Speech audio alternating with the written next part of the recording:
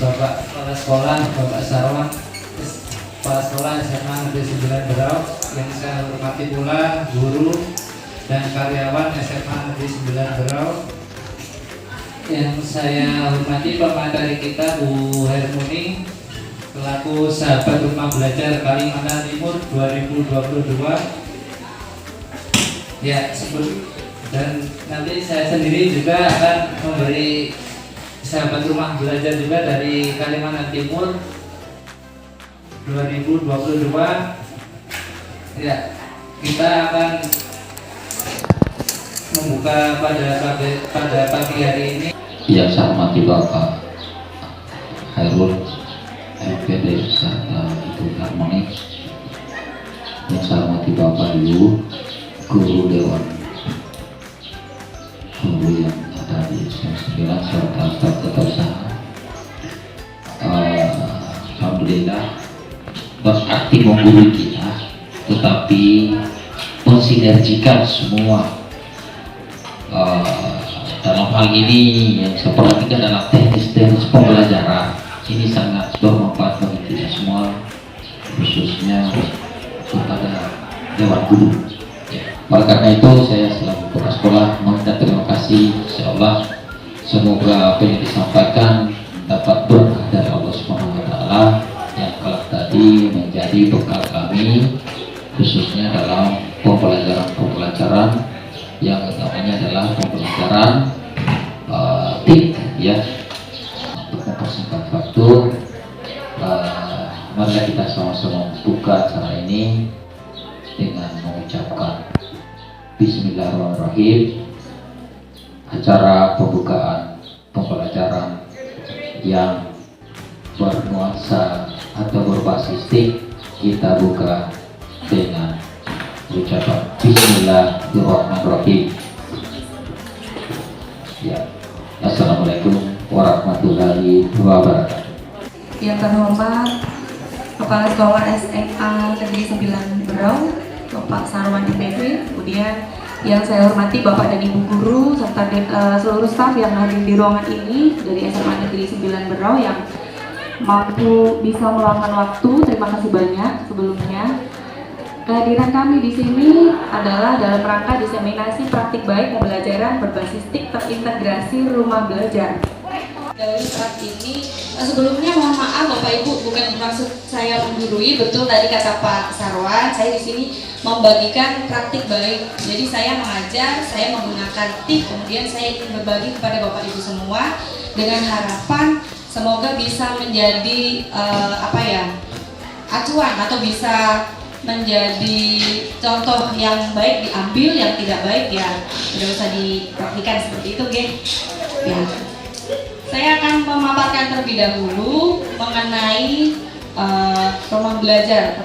Sebelumnya mari kita merefleksi diri Bapak Ibu.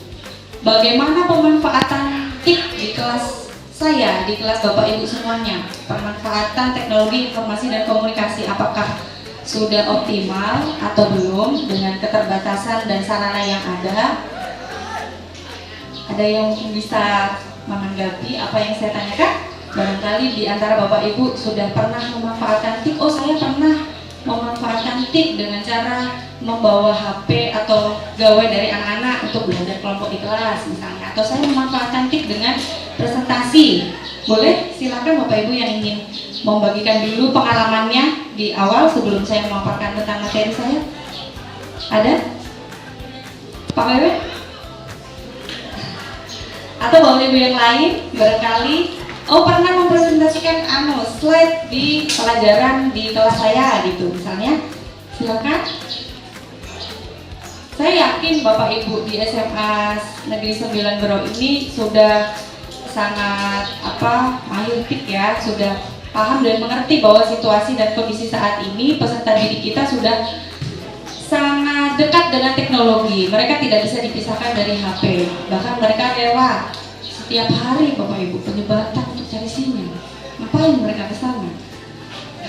Nah, tugas kita sebagai guru adalah mengarahkan bagaimana supaya pemanfaatan TIK mereka itu terarah. Nah, di sini saya akan berbagi cara-cara yang sudah saya lakukan sebelum memanfaatkan TIK untuk pembelajaran.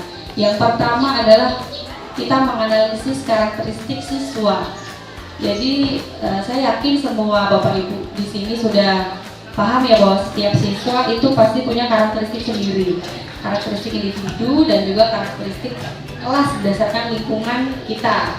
Nah, jadi anak-anak itu bisa belajar dengan optimal dengan cara mereka sendiri. Kita diharapkan dalam kurikulum baru ini Merdeka Belajar kita bisa memfasilitasi setiap karakteristik yang mereka miliki. Kemudian setelah kita mengetahui karakteristiknya, yang kedua kita menjangkau kebutuhan dengan dana dan sarana yang tersedia. Kita juga tidak perlu memaksakan diri. Kalau di Maratua ini saya amati setiap sekolah pasti ada tim fokus ya, pasti. Kemudian laptop barang 1, 2 pasti ada di sekolah. Nah itu saja yang kita manfaatkan dengan baik. Kita guru itu dikelompokkan di bagian-bagian pensil ini. Yang pertama adalah yang di ujung sana yang warna hitam, itu bagian pensil yang bisa. Kemudian yang kedua yang berwarna kuning ini, dia melihat, oh ada satu guru ini kok memanfaatkan TIK. Wah saya pengen belajar. Dia secara aktif bertanya kepada guru tersebut bagaimana cara memanfaatkan TIK di kelas. Mulailah perubahan dengan mengintegrasikan teknologi. Nah terakhir ini yang paling parah Bapak Ibu. Bukan hanya sekedar tidak peduli, tapi orang-orang yang tergabung di warna pink ini mereka menghapus itu ya. Nah di sini saya memotivasi Bapak Ibu supaya kita bisa memulai perubahan dalam mengintegrasikan TIK. Saya akan mengenalkan kepada Bapak Ibu mengenai platform rumah belajar. Apakah ada yang sudah pernah mengakses? Mohon maaf, ada yang sudah pernah mengakses platform rumah belajar? Dan itu ada sejak tahun 2011. Ternyata Kemendikbud berdasarkan dengan Pusdatin itu sudah membuat platform ini sejak 2011. Tapi saya tahu sejak 2021, 10 tahun lagi baru tahu. Portal ini bisa dimanfaatkan oleh Bapak Ibu sebagai sarana untuk mendukung pembelajaran dan juga untuk pengembangan diri Bapak Ibu. Ada fitur apa saja di rumah belajar? Ada fitur utama dan fitur pendukung Bapak Ibu. Ini yang saya tampilkan ini fitur utama. Di antaranya ada kelas maya, sumber belajar, bank soal, laboratorium maya. Sumber belajar ini karena di dalamnya ada banyak sekali media pembelajaran dengan berbagai tipe. Yang pertama ada video pembelajaran, yang kedua ada konten web. Konten web itu multimedia, pembelajaran interaktif. Di sini ada guru kimia, guru biologi, barangkali. Ya, siapa guru biologi ya? Maaf, oh Bapak. Di laboratorium maya ini bisa memfasilitasi peserta didik seolah-olah laboratoriumnya ada tapi secara online. Kalau materi-materi seperti ini kan abstrak ya, kita tidak bisa menampilkan dengan nyata gitu ya. Tapi dengan adanya laboratorium maya ini, siswa jadi tahu, oh lebih detailnya jaringan laptop itu seperti itu, tanpa harus melihat melalui mikroskop atau apa, membedah atau bagaimana. Ini sudah bisa mewakili. Coba kita cari konten SMA ya.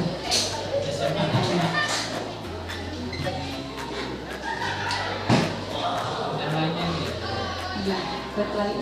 Tidak. Sebetulnya kalau ini sedikit saja. Artinya dari kitanya saja memanfaatkan teknologi itu sendiri.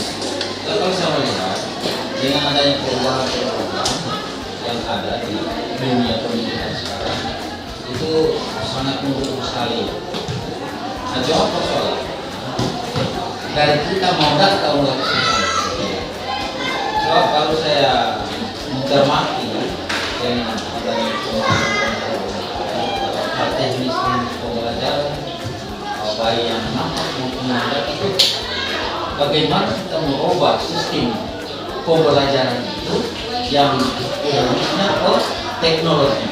Kalau teknologi itu tidak mesti hanya mouse laptop, tidak sebetulnya. Artinya tambah buat kita. Tetapi bagaimana kita menyikapi teknologi itu sendiri? Nah, dan kita lihat sekarang sudah Baik, terima kasih atas tanggapannya Pak Sarot. Adakah Bapak Ibu yang ingin menanggapi atau berkomentar atau bertanya? Saya silakan. Ya, silakan Ibu. Ada yang nggak ada materinya, ada yang nggak ada. Kenapa lah masing-masing guru yang katanya kan. Karena saya contoh nih, saya tadi juga sebelum belajar, kemudian saya SMA, saya ambil kelas 10 dan 12 di rumah dan saya geografi. Ya, itu materinya kelas. Kemudian selain membatik ada Ki Hajar, Ki Hajar STEM. Satu lagi ada membatik. Nah, membatik itu membuat pembelajaran berbasis TIK. Dia membuat media. Kalau membatik ini seperti kita. Kalau membatik, Bapak Ibu guru membuat media berupa video, MPI atau web seperti tadi, EduGame. Nah, mereka mengupload di sumber belajar. Kemudian Pusdatin yang menyeleksi apakah ini layak ditampilkan atau tidak. Nah, ini tentang praktik baik discovery learning terintegrasi sumber belajar dan bank soal.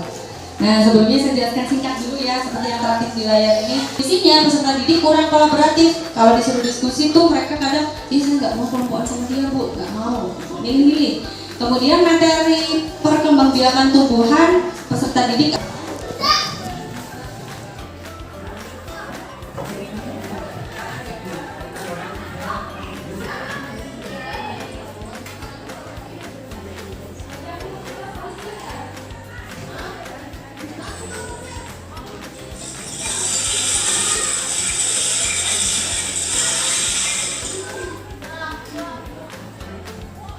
Saya memanfaatkan sumber belajar dan bank soal ya.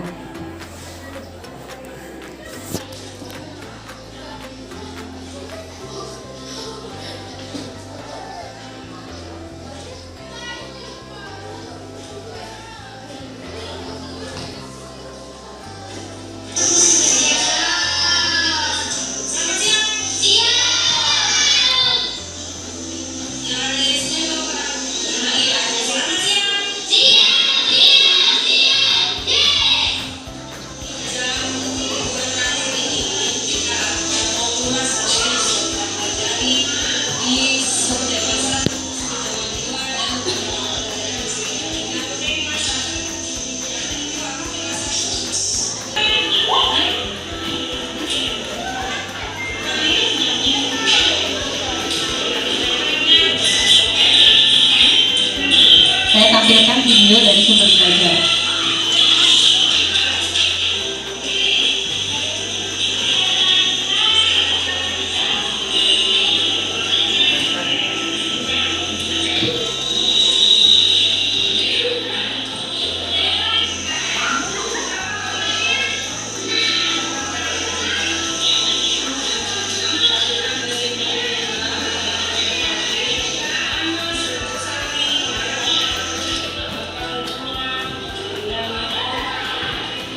Ya, hadiah kecil untuk Bapak Ibu, semoga bermanfaat. Pertanyaannya silakan dijawab. Gambar apakah ini?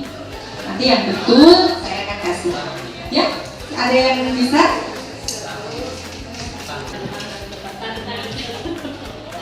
Ada gambar tangan, kemudian ada gambar tangan, berarti tangan. Betul sekali jawabannya Bapak Ibu. Kita beri tepuk tangan untuk Ibu.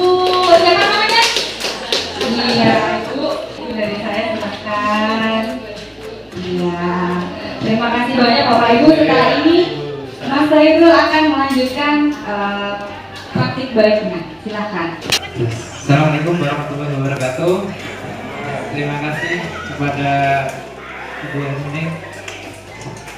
Ya, tadi sudah disampaikan kepada Ibu Hermuning bahwa praktik baik yang sudah dilakukan ini saya juga akan menampilkan praktik baik yang saya lakukan di mata pelajaran saya kan mengaku PJOK ya, Pendidikan Olahraga Kesehatan dan Jasmani. Ya, kemarin saya berdua ini, kalau saya kan ini lebih senior ikut pembandingnya, kalau saya kan baru. Ya mungkin ini praktik baik saya, mungkin untuk rekan kita itu sudah pada tahu. Lanjut aja Bu Hermuning. Saya ngajar di Payung-Payung satu sekolah dengan Bu Hermuning. Ya, untuk praktek baik yang saya lakukan yaitu dengan pendekatan saintifik ya. Pembelajaran atletik ini, saintifik ini maksudnya seperti di kurikulum K13, dia ada mengamati, mencoba, mengkomunikasikan, mengasosiasikan dan mengkomunikasikan. Ini saya menyuruh siswa untuk mengamati pakai alat Chromebook kita yang di punya sekolah, anak-anak sudah membuka rumah portal belajar. Ya, jadi untuk melihat materi-materi yang disajikan di rumah belajar.